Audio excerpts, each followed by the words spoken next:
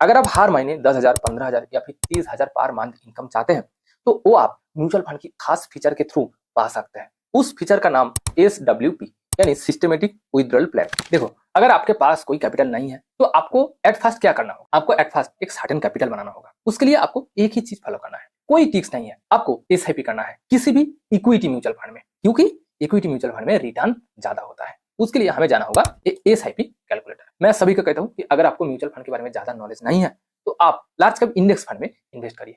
तो हमने रिटर्न को 12% सिलेक्ट कर लिया। सेकंड चीज, मान लो कि आपने 10 साल बाद रिटर्न लेना चाहते हैं या फिर किसी कारण आपको हर महीने एक फिक्स्ड अमाउंट चाहिए, इनकम चाहिए, तो हमने 10 साल सिलेक्ट कर लिया। तो उस हिसाब से आप यहाँ मंथली अमाउंट सिलेक्ट करेंगे। अगर आप हर महीने 5,000 रुपए इन्वेस्ट करेंगे तो आप देख सकते हैं 12% रिटर्न के साथ 10 साल बाद आपके पास होगा 11 लाख। अब आप इस अमाउंट से मंथली इनकम पा सकते हैं, बट उसके लिए आपको इक्विटी फंड नहीं, हाइब्रिड फंड में जाना होगा। इस अमाउंट को आपको यहाँ से विड्रॉ करना होगा एंड हाइब्रिड फंड में इन्वेस्ट करना होगा।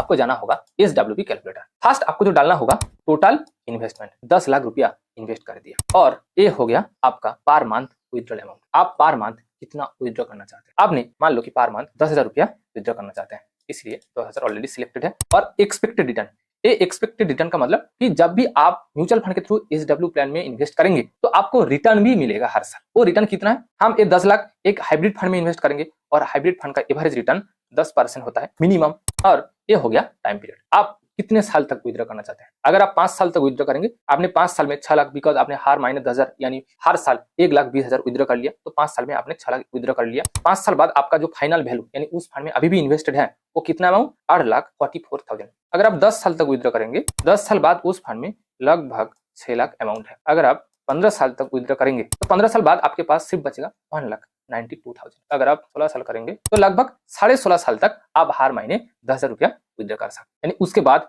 आपको और मंथली इनकम नहीं मिलेगा।